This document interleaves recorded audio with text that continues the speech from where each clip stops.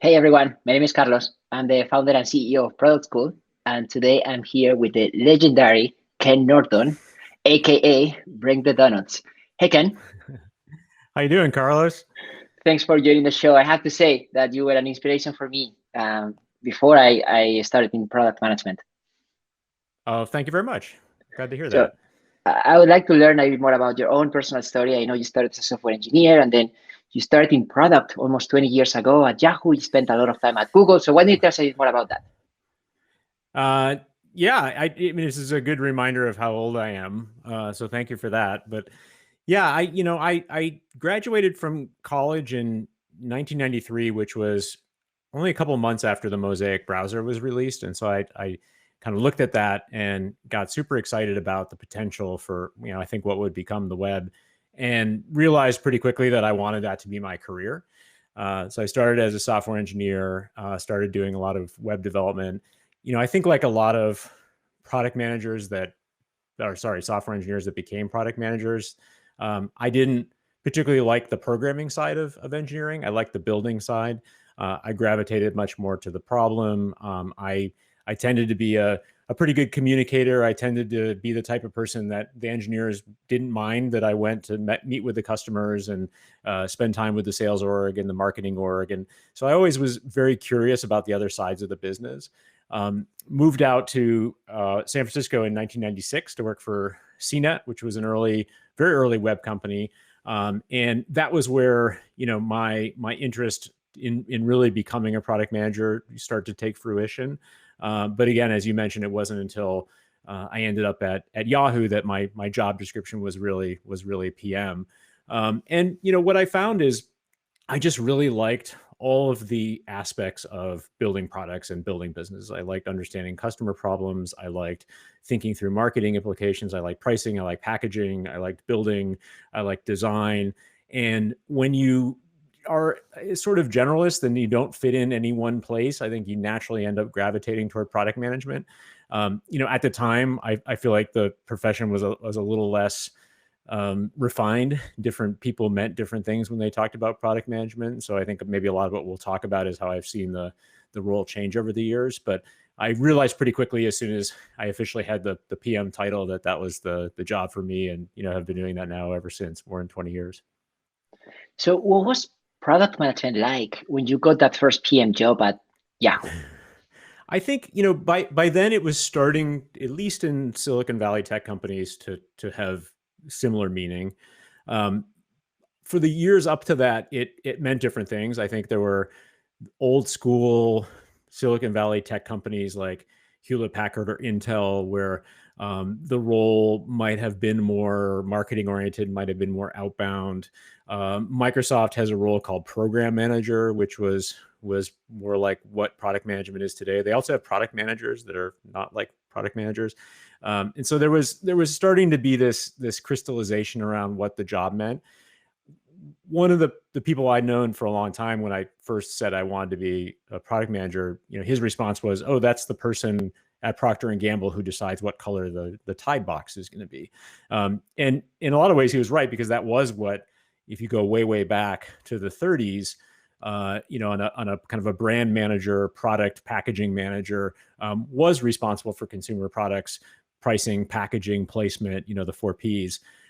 But what I saw begin to develop in Silicon Valley at that time, and by the time I got to Yahoo, I think this had taken shape, was the role, as I least understand it today, is being much more oriented toward working with engineers to build somebody who's responsible for understanding the customer problem, the customer need from top to bottom, being accountable for delivering a product that's going to win. So I think by the time I got to Yahoo, it started to mean something. But even then, in those days at Yahoo, different parts of the company had different roles. There was still a producer role that was maybe a little bit more product managey. Other teams had product managers that were maybe less technical. So it was really only starting, I think, at that point to be something you could put on your resume and have people look at it and go, "Oh, I know what that job is." And I need to ask you about your famous article, Break the Donuts, of course. How did that come to life? Why do you think it became so popular? I don't know. I'll tell you why I wrote how to hire a product manager, which was, I think, the main one that a lot of people think of. I wrote it in 2005, and I had left Yahoo to go to a startup, a company called JotSpot. We were eventually acquired by Google, and I was the one person a lot of people thought of when they thought of product management. So they would naturally come to me and they'd say, "Hey, I've got a company and we're thinking about hiring a product manager. Can you give me an example of what a job description would look like?"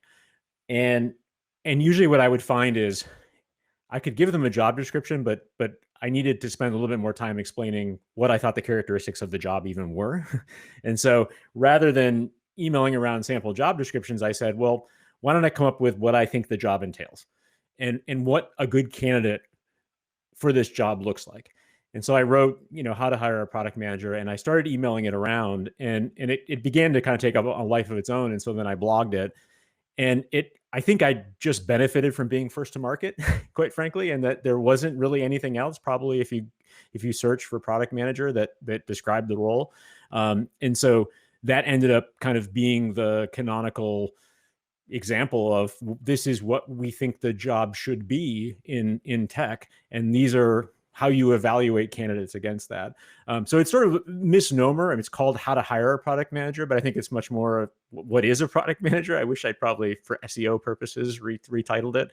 But yeah, I think it kind of ended up being one of these things that was the first to articulate what a lot of people were thinking.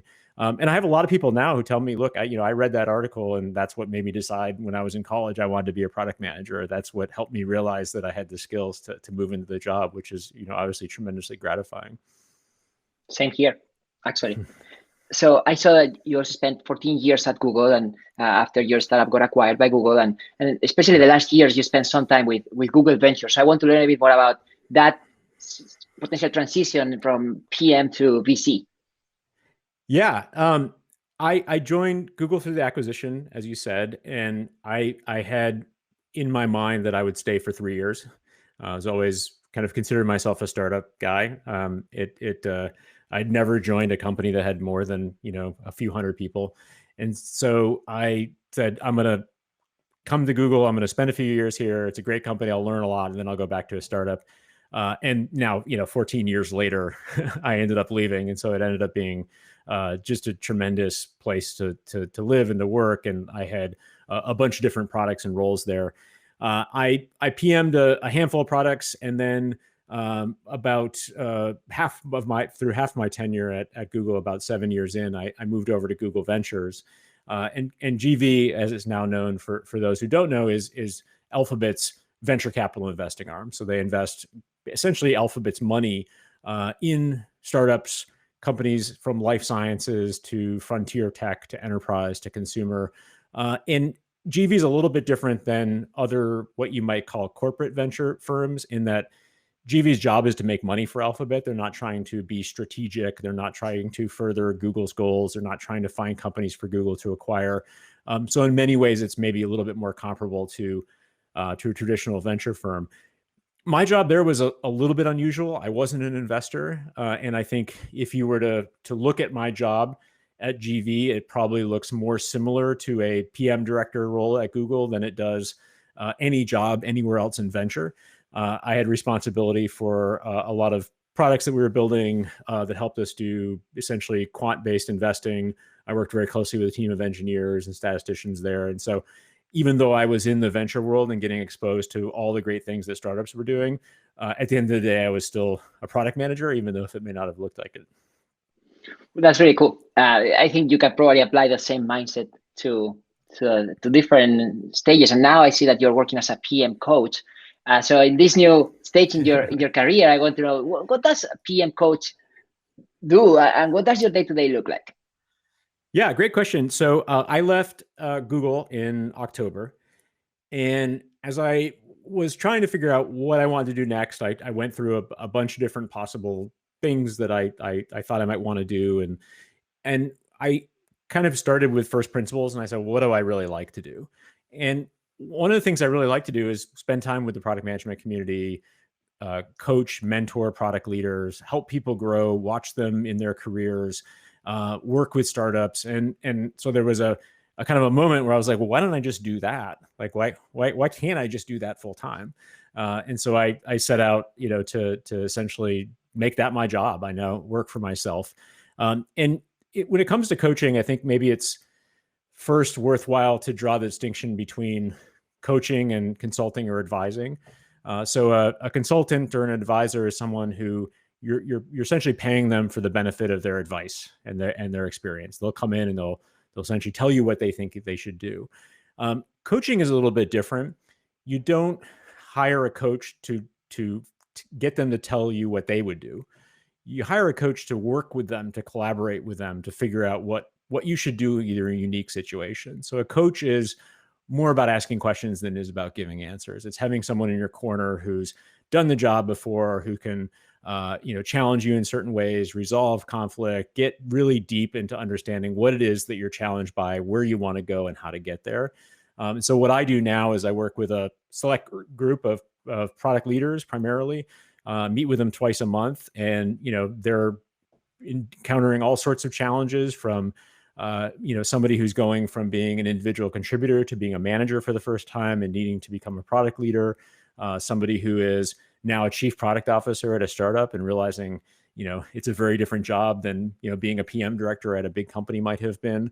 And again, it's, I'm there to help them figure out everything from how to be more effective in the day-to-day, how to think long-term about their careers, how to fall in love with the job, how to balance work and life, how to think more strategically if that's important to them, how to structure their team, work on just a wide range of challenges and problems. I mean, anyone who's listening who is a product manager or product leader knows that there's a million different things you're struggling with, at any given time.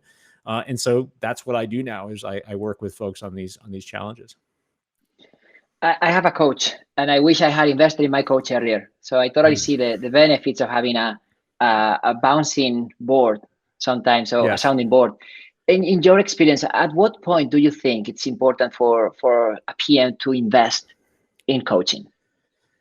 I think, just like you said, I look back on my career, and the people who were most effective, who helped me the most, were coaches. They may not have had that title, but they acted as coaches.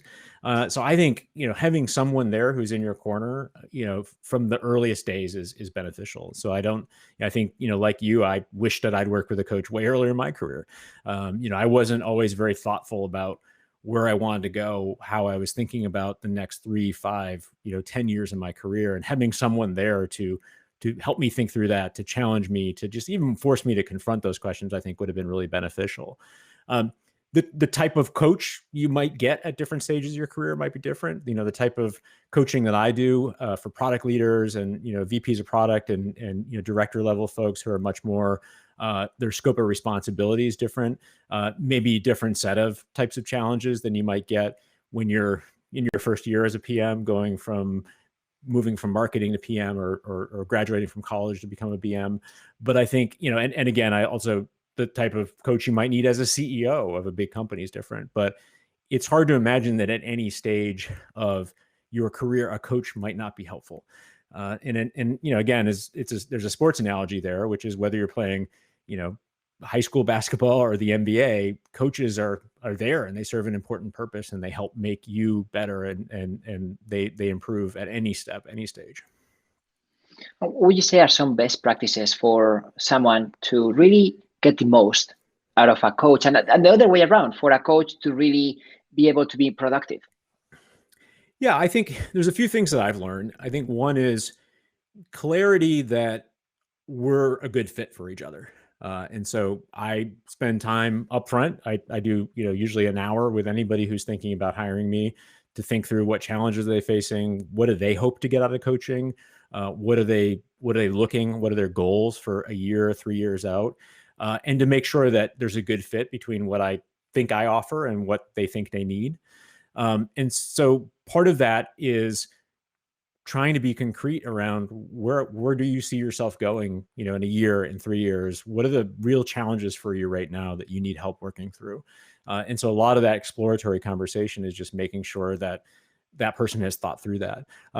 Ongoing for success, I think it's important that there be some sense of goals. I mean, people are paying me, so they should be getting something out of it. So they should have a sense of this is what I want when I look back 3 months, 6 months, a year from now to have gotten better at, to have developed, and I know I'm measuring success. And then I think another really important key is just communication and transparency. If you feel like we're working on issues that aren't the important issues for you, like, you need to tell me that. If you feel like, you didn't quite understand something that came up last session and it's been gnawing at you, and you want to go deeper in that, you tell me that. If there's something that came up and you feel like it's way more urgent than anything else we were going to talk about, tell me that, and I'll make sure that I adapt the conversation for what is most valuable to you. One of the reasons why I think it took me so long to invest in coaching is because I was afraid of being vulnerable. I was also too cheap. Yeah. I thought that, why do I have to pay someone to tell me what to do if I'm the one who is going to do it, right? Yeah. But having that trust foundation with someone and know that I have space where I can share things that I wouldn't even share with a colleague or even with my wife, it's really, really powerful. Yeah, it is. And I think, for me, part of what I found was valuable to me in my career was being able to develop good connections with people. And it's part of maybe what made me an effective PM. I'm sort of an introvert, which means I'm much more comfortable one-on-one than I am, controlling a room or leading a big team in public. And so I think I developed a lot of skills that helped me, with people, figure out what is the real problem here. I mean, the same skill that I developed over years with a customer that helped me understand, like, what's the actual problem they're dealing with. It serves me very well in coaching. I will say also that one trend that I certainly am benefiting from, and I think is important, is more and more companies willing to pay for their employees to have coaches. The vast majority of my clients are their company is paying for all or some of my time. So I think it's something that's definitely seen as being valuable, and from a career and from a personnel development standpoint, it makes perfect sense from the company standpoint. I agree. We're in the education business as well, and a lot of our students get reimbursed by their employers. And we recently published a survey where we saw that 78 of PMs mentioned that learning and development was their number one priority as a perk, even above equity. And only 40% of the companies today are investing somehow in their employees' learning and development. So I think there's a huge opportunity, and that gap is being closed. Yeah, it's something I think that's particularly affects PMs, because you may have a 120-person engineering organization and much more maturity around mentoring and training. And then you may have 8 PMs and there's not really a great mentor there for them. There's probably not someone very senior they can learn from elsewhere in the company. There's not a structured learning and development program for these PMs. And a lot of times as product managers, we're kind of on our own. It's a pretty lonely job. And I think that's a lot of what I try to bring to the table is, look, you may not have that support inside your company because the company's too small or moving too fast or growing too quickly. But I can provide that for you as someone who's fully invested in you from outside the company. So Ken, in your experience working with different levels of PMs, what would you say are the main challenges that they are going through, let's say for an entry or mid-level PM all the way up to a CPO? Yeah, I think there's like a few, growth stages in product management. I think, starting out as a PM, there's a whole set of challenges around just getting comfortable in the job, understanding how you should be spending your time, learning how to work effectively with engineers, learning how to work effectively with product designers, learning how to think about how to make day-to-day decisions, how much time you should allocate to, what's coming next to what's coming now. And so I think there's that sort of early career set of challenges that I think are probably pretty familiar to anyone, is really just like, I'm trying to find my sea legs here in this job. It is unlike anything else, and there isn't a playbook. What do I need to do? And so I would say that's the sort of first set of challenges you face.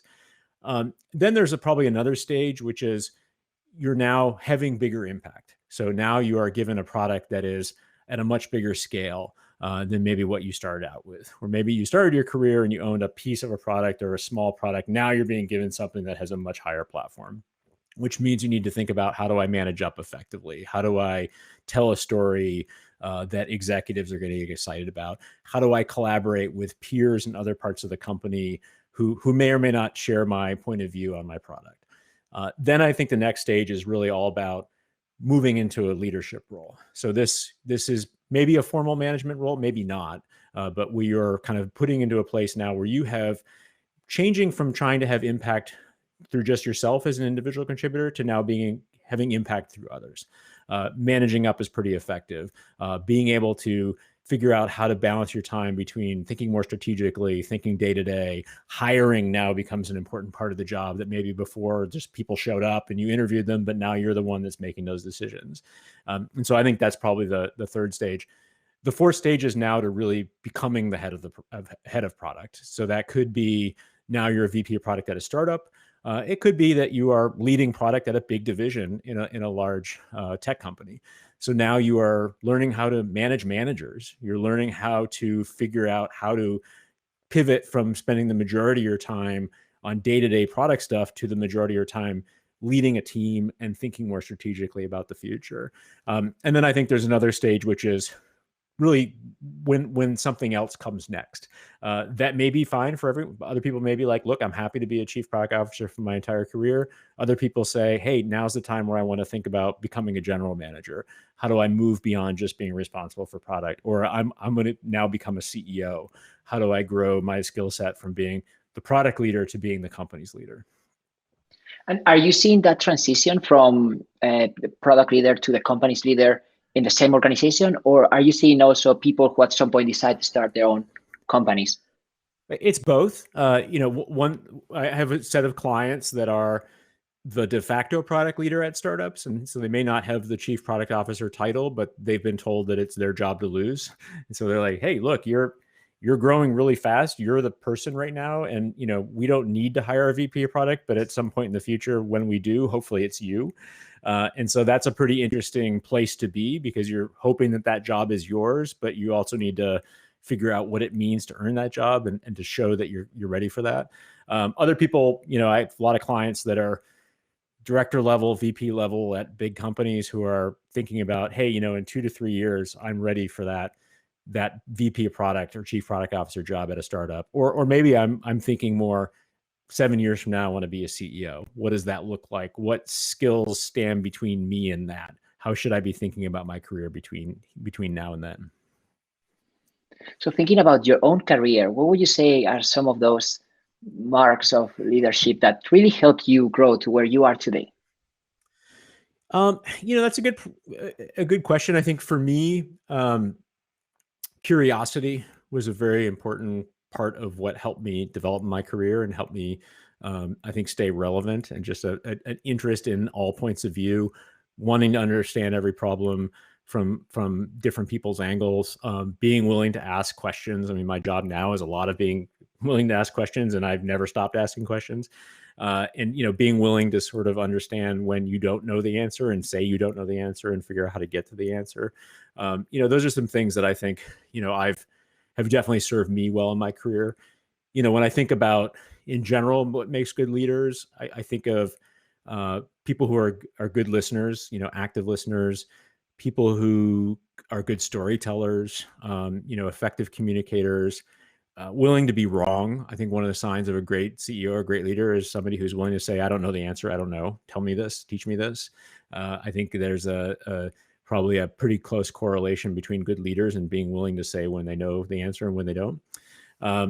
Great writing, I think is an undervalued skill that I benefited from my liberal arts education and served me well, but I've been able to see how being a good writing communicator has served people well in this profession and is a mark of a good leader. I can't agree more. The other day I tweeted that PMs don't write code, they write copy. Yeah, that's right. Yeah, that's right. And in all facets of communication, right? It's not just being a clear writer, it's understanding the point you want to get across, bringing people along on a story. When you're conveying a product vision, you're telling a story of what the world looks like in the future when you've won.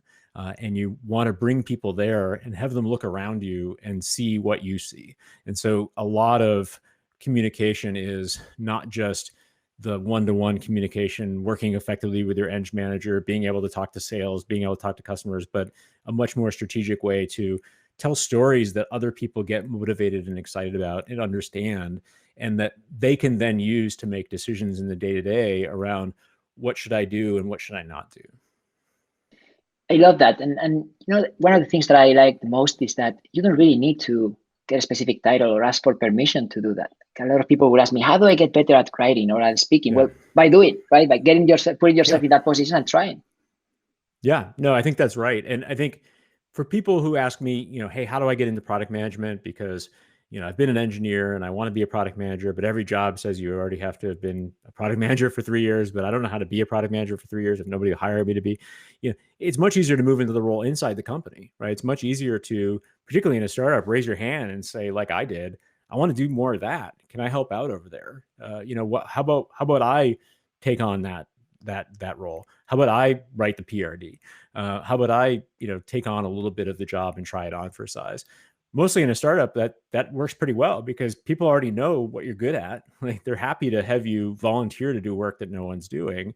And it gives you the opportunity to try it on in a way that you might not get to if you're formally, applying for a job that requires a set of experience and a certain title. Okay, it's been awesome to chat with you. Where can I find more about you online? You can find more about me online at bringthedonuts.com. That's beautiful. That quote is going to chase you forever. I'm owning it. Thank you so much for your time. It's been a pleasure. Me. Take care. Bye-bye. Bye-bye.